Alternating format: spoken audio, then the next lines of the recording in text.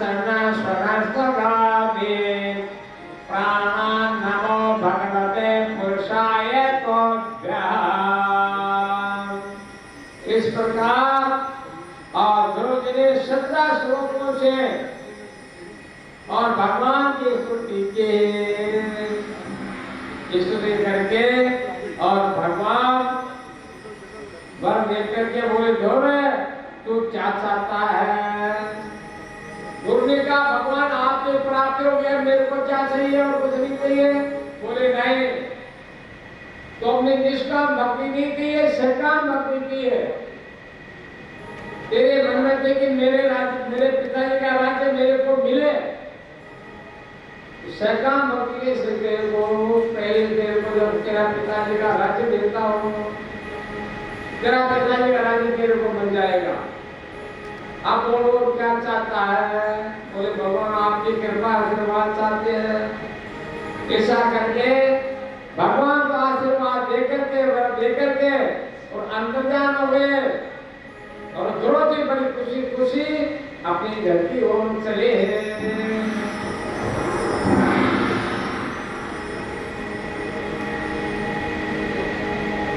अब जाते समय रास्ते में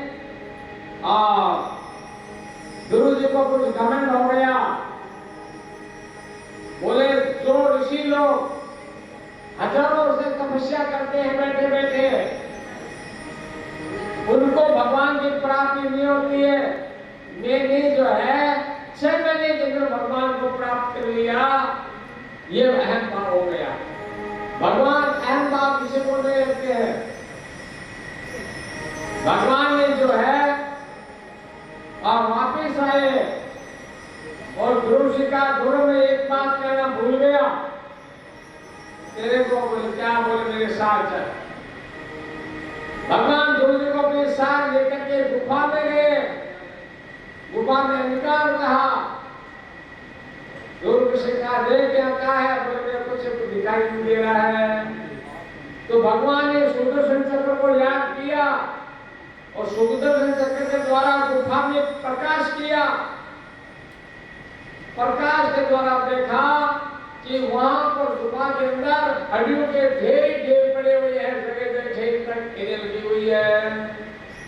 बोले घर दिख रहा है कि हाँ दिख रहा है, यहाँ तो हड्डियों का ढेर लगा हुआ पड़ा है। बोले ये जितने भी ढेर है ना तुम्हारे हैं, इतने जन्म तुम्हारे हो गए हैं। इतने जन्म के बाद में तेरे 6 महीने बाकी थे प्राप्त होने में, 6 महीने हो गए पूरे, तब जाकर के तेरे को दर्शन दिए। इसलिए तेरे को घमंड नहीं होना चाहिए कि मेरे को 6 महीने में प्रभु मिल गए हो ना, तो नहीं थे 4 वर्ष तक तपस्या किए हो। ऐसे कहकर भगवान वापिस आ गए दूर वहां से और अपनी घर की तरफ चला जाते। और इधर जो है पीछे से उतार पाप को बड़ा दुख हुआ कि मेरे स्त्री के कहने में आकर के मेरे जो बालक को 6 महीने बालक को और मेरे जो अपने हृदय से नहीं लगाया, गोद में नहीं बैठाया, ये मैंने बहुत बड़ी गलती कर दी। बच्चा कहाँ गया होगा, कहाँ खाया होगा, कहाँ रहता होगा, क्या पहनता होगा। बड़ा दुख हुआ, बड़ा चिंता कर रहे थे। तो नारद जी आ गए। नारद जी का राजन तुमको जो है किसी प्रकार की चिंता करने की आवश्यकता नहीं है। बोले तुम्हारा बालक तपस्या के द्वारा भगवान को प्रसन्न करके आएगा, तो इसके बाद की चिंता मत करो। बोले नारद जी 5 वर्ष का बालक क्या भगवान की तपस्या करेगा, क्या कुछ कर जाएगा? बोले आप चिंता मत करो, वो जो है भगवान को प्रसन्न करके भगवान को प्राप्त करके फिर आएगा। नारद जी के बाद सत्य हुई और दोनों गांव के गोर में आ गया। गांव के बालकों ने उन्हें दौड़ते हुए जाकर राजा से कहा, राजा तुम्हारा बालक आ गया है, गांव के गोर में आ गया। राजा ने अपनी सजाई है, गांव वालों को सबको साथ लिया है और गुरु के पास में गए हैं। सारे गांव वाले लेकर गए। गुरु आगे सबसे पहले माता को प्रणाम किया। माता ने भी सौतेली माँ को प्रणाम किया। सौतेली माँ को प्रणाम क्यों किया? कि सौतेली माँ यदि कटु वचन नहीं बोलती तो ध्रुव तपस्या के लिए नहीं जाता, और ध्रुव तपस्या के लिए नहीं जाता तो भगवान की प्राप्ति नहीं होती। इसलिए सबसे पहले सौतेली माँ को प्रणाम किया, फिर उसकी माता को प्रणाम किया, क्योंकि माता ने भी उसके वचनों का अनुमोदन कर दिया था कि तुम्हारी सौतेली माँ ने कहा था वो बिल्कुल सब ठीक है। अब जो है ध्रुव को अग्नि पर बैठे आ गया, दोनों सबको प्रणाम किया और अग्नि में बैठ करके और बड़े गाजा बाजा के साथ में उनको वहां से लेकर आए। अब उसके पिता ने कहा भाई देखो, अब तुम जो है राज्य के योग्य हो गए हो, अब तुम हमारा राज्य संभालो, मैं नहीं तपस्या के लिए जाऊंगा। पिताजी ने अपना सारा राजपाल ध्रुव को संभाल करके तपस्या के लिए चले गए। ध्रुव राज्य कर रहा है, ऐसा लिखा है 60,000 वर्ष तक उसने ध्रुव ने राज्य किया। एक दिन क्या हुआ, उसका भाई उत्तम शिकार करने के लिए गया, किसी यक्ष ने उसको मार दिया। उसकी माता सुरुचि को मालूम पड़ा कि उत्तम मारा गया है, तो वो उसको खोजने के लिए गई, रोज जंगल में कहीं मारी गई। ध्रुव को मालूम पड़ा कि यक्षु ने मेरे भाई को मार दिया, तो धनुष बाण लेकर के सेना लेकर के यक्षु पर चढ़ाई कर दी। दोनों तरफ से घमासान युद्ध चला। यक्षु ने भी ध्रुव पर अनेक प्रकार के बाण छोड़े, ध्रुव भी बाण के द्वारा यक्षु के छोड़े हुए बाण को सबको काट दिया। इस प्रकार दोनों में आपस में घमासान युद्ध चलता रहा। ध्रुव जी ने इधर जो है जो चला तो ब्रह्मा जी आए हैं, ब्रह्मा जी ने कहा बेटा देख ये युद्ध में चल रहा अच्छा नहीं है, इसको यही बंद कर दो। देखो तुम्हारे भाई को तो एक यक्ष ने मारा है और तुमने तो हजारों यक्षों को मार दिया, इसलिए इसको यही बंद कर दो। ब्रह्मा जी के कहने से ध्रुव ने युद्ध बंद कर दिया। तो कुबेर जो यक्षों के मालिक हैं, कुबेर बहुत ध्रुव जी पर बहुत प्रसन्न हुए और बहुत उसको वरदान दिया और सब प्रकार से आनंद से रहे। ध्रुव ने पृथ्वी पर 36,000 वर्ष तक राज्य किया और इसके बाद में राज्य अपने पुत्रों को देकर के भगवान की तपस्या के लिए वहां से वापस चले गए। ध्रुव जो है अब जब धर्म के लिए और विमान आया, क्यों कि भगवान ने उसको ये वरदान दिया था कि जो पद आज तक किसी को नहीं मिला है वो पद तेरे को मिलेगा। उसका नाम है ध्रुव पद रख दिया। अब ध्रुव जी के लिए विमान आ गया। ध्रुव जी विमान पर बैठ गए। विमान पर बैठ करके और ध्रुव जी जाने लगे तो मंत्री ने कहा महाराज मेरा अपमान करके मत जाओ। इसलिए ध्रुव जी मृत्यु के ऊपर पैर रख करके और फिर विमान पर चढ़े हैं और विमान वहां से रवाना हो गया। थोड़ी दूर बाद देव ने कहा कि मेरी माता कहाँ है? मेरी माता को जो भाई छोड़ के आ गए। भगवान के पास ने कहा तुम्हारी माता वहां नहीं, तुम्हारी माता का विमान तेरे से आगे चल रहा है और तेरे जैसा तपस्वी पुत्र हो गया, तेरी माता पीछे रह जाए, ऐसा नहीं हो सकता। तेरी माता अरे तेरे से आगे विमान में बैठे हुए चल रही है। इस प्रकार आपको एक ध्रुव चरित्र सुनाया कि जो सुनता है सुनाता है उसके सब पाप ताप नष्ट हो जाते हैं और प्रभु की प्राप्ति होती है। इसके बाद में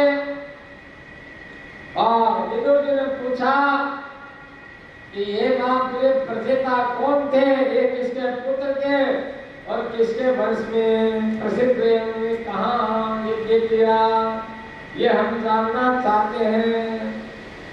मैथिल का महाराज गुरु के वंश चले जाने पर उनके पुत्र उत्कल उनके पिता के सर्वभौम वैभव राज सिंहासन को स्वीकार कर लिया, वो सिंहासन पर नहीं बैठे। अन्य के पत्नी सुनीता ने गुरु ब्रह्मा वेद को जन्म दिया, उनकी दुष्टता से उद्विग्न होकर के राज से अंग और नगर छोड़ करके चले गए। वेद बड़ा दुष्टता, पिता का राज्य पर स्वयं और बैठ गया।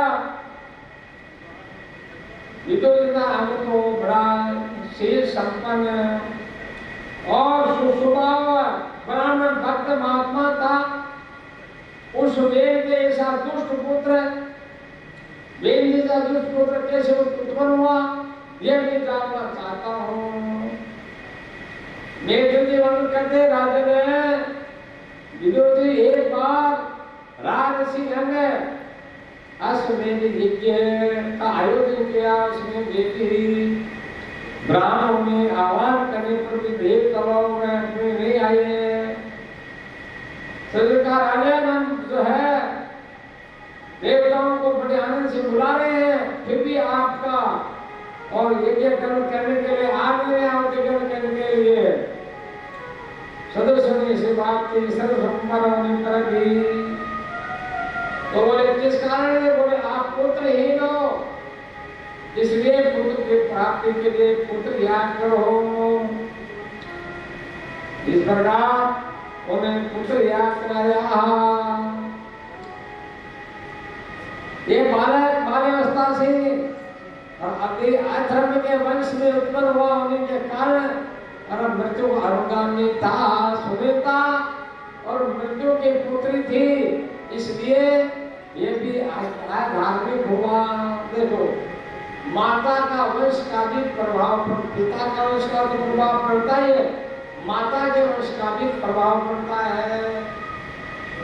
इसलिए माता है धर्म भी है, इसलिए उसका प्रभाव पड़ गया वेद के ऊपर, वेद धार्मिक हो गया। जब राजा नहीं रहा तो वेद को राजा बना दिया। वेद लिखा मेरे राज्य में कोई दूसरा कुछ नहीं करेगा, राजा में होने, राजा में सब देवताओं का आह्वान है, इसलिए सब मेरी पूजा करो और किसी की पूजा मत करो। ऐसा कहते उसे धर्म क्रम सब बंद कर दिया। ऋषियों ने कहा भाई देखो इस वेद को समझाओ, तो वेद को समझाया कि भाई तुम देखो ऐसा मत करो, तुम जो है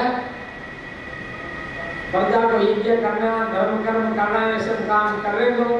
उसने कहा आप कैसे हो ऋषि हो, अरे राजा सर्वभौम होता है, राजा में सब देवता निवास करते हैं, तो तुम लोग जो मेरे को छोड़ करके दूसरे को पकड़ोगे, तुम्हारा रखवाला में हो, तुम्हारा ध्यान रखने वाला में हो, इस प्रकार।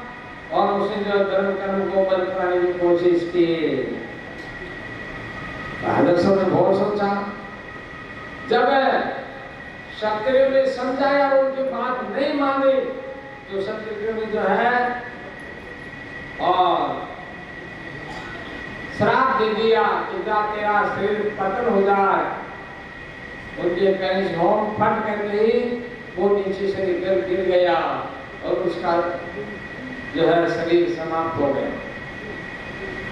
अब देव संसार से चला गया, तो कोई राजा नहीं है। अरे राजा था तो दूसरे राजाओं से जनता दुखी थी, राजा चले गए, चोर डाकू लुटेरों से जनता दुखी हो गई, चोर डाकू हो गए। अब ये क्या करना चाहिए, ऐसा विचार किया करते, और ऋषियों ने वेद के शरीर का मंथन किया। शरीर का मंथन करने से काला कलुटा और बोला पुरुष निकला। उस पुरुष को का निषिद्ध है, निषिद्ध है, बैठ जा, बैठ जा। वो बैठा नहीं, वो तो जंगल की तरफ एक चला गया। उसे कहे से निषेध नाम के विद्यार्थी बनी, निषाद आदमी का निषाद हो गई। अब फिर वेदिका शरीर का फिर मंथन किया तो पृथु नाम के और अर्जुन नाम की कन्या पृथु नाम में ये अर्जुन पुत्र की पत्नी बनिया की जाकर के ये पृथ्वी साक्षात भगवान का अवतार ही मानो ऐसे थे। उन्हें सात सता और वन्य जन जो है पृथ्वी की वंदना करने लगे, उनकी बड़ाई करने लगे। तब पृथ्वी ने कहा भाई अभी तो मैं पृथ्वी पर आया हूँ, अभी मेरे बात को आप कैसे मान सकते हो? आप मेरी बड़ाई किस कारण करते हो? मेरे गुरु को आपको कैसे मालूम है? उन्होंने क्या महाराज दूध का पग पालने दिखाई देते हुए, इसलिए हमको मालूम है कि आप तो साक्षात भगवान के अवतार हैं। इस प्रकार और उन्होंने जो है ये काम किया। परंतु के राज्य में कई दिन वर्षा नहीं हुई, परंतु ने अपनी तपस्या के बल से राज्य में वर्षा की और उन्हें प्रजा को भी अनेक प्रकार से शिक्षा और ज्ञान दिया कि प्रातः काल सुबह जल्दी 4 बजे ब्रह्म में उठ जाना चाहिए और भगवान का ध्यान करना चाहिए, नेम से रहना चाहिए, भगवान की पूजा करनी चाहिए। ये सारी बातें और की पृथ्वी ने अंधेरा बंद कर दिया, इसलिए उन्होंने पृथ्वी पर कोप किया। तो पृथ्वी ने कहा भाई अलग अलग सब बिछड़ा बना करके और अलग अलग चीजें का दोहन कर लो। सभी लोगों ने अपने हिसाब से अलग अलग बिछड़ा बनवा करके और सभी चीजों का और दोहन किया। इसके बाद में पृथ्वी ने अश्वमेध यज्ञ किया। अश्वमेध यज्ञ में विशेषता होती है, इंद्र जो है ना 100 यज्ञ करने वाला इंद्र बनता है। इसलिए ये अश्वमेध यज्ञ कर रहे थे तो 99 यज्ञ तो कर लिए, लेकिन 100 यज्ञ इंद्र करने नहीं देना चाहता। ये क्या करता है, उनका जो यज्ञ का घोड़ा होता है उसको चुरा के ले जाता है। इस प्रकार जब घोड़ा चुरा के ले गया तो उनका यज्ञ नहीं हुआ, फिर उसको लाए, फिर उनका इस प्रकार जो है पृथ्वी ने और 100 यज्ञ किए। उसके अंतिम यज्ञ में और भगवान विष्णु स्वयं प्रकट हो गए। विष्णु भगवान की जय। सभी लोग प्रकट हो गए और सबने पृथ्वी को समझाया कि देखो ये 100 यज्ञ इंद्र करना नहीं देने चाहता, क्योंकि 100 यज्ञ करने पर इंद्र को खतरा है, मेरी इंद्र गति चली जाएगी, मेरी राजगद्दी चली जाएगी। इसलिए तुम्हारा यज्ञ मैं खुद प्रकट हो गया तो तुम्हारा यज्ञ पूर्ण है, तुम इसका विचार मत करो। इस प्रकार और उसने पृथ्वी का यज्ञ और संपन्न हुआ। महाराजा पृथ्वी ने अपनी प्रजा को उपदेश दिया और कहा कि प्रजा में सब प्रकार की शांति रहनी चाहिए, किसी प्रकार का किसी में मनोमालिन्य नहीं होना चाहिए, किसी में द्वेष नहीं होना चाहिए। महाराज पृथ्वी को संत कुमार ने आकर के महाराज पृथ्वी को उपदेश दिया। मंगल मूर्ति मुनि सुनो, आपने के दर्शन से योगेश्वर है के दुर्लभ है। मुझे ऐसा क्या पुण्य बना जैसे स्वतः आपके दर्शन हो गए हैं।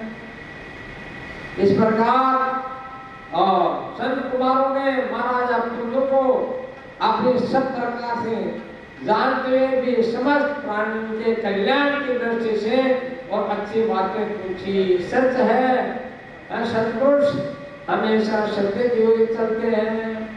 सत्पुरुष का सत्य समागम श्रेष्ठ होता है। सत्पुरुष से बढ़कर के कोई नहीं है। सताम सजनानाम संगति, सत्संगति उच्यते, सज्जनों की संगति और सबसे बड़ी अच्छी संगति होती है कि राजा पृथु अपना सारा राजपाट अपने पुत्रों को समझा करके और तपस्या के लिए चले गए और तपस्या करते हुए तपस्या में चले गए। इस प्रकार और हमने आपको राजा पृथु का चरित्र समझाया, फिर पृथु का और वंश परंपरागत चली, उसमें प्रचेताओं का और उत्पन्न हुए। प्रचेता उत्पन्न होते ही समुद्र में सागर में जाकर के देखो, सागर चार है,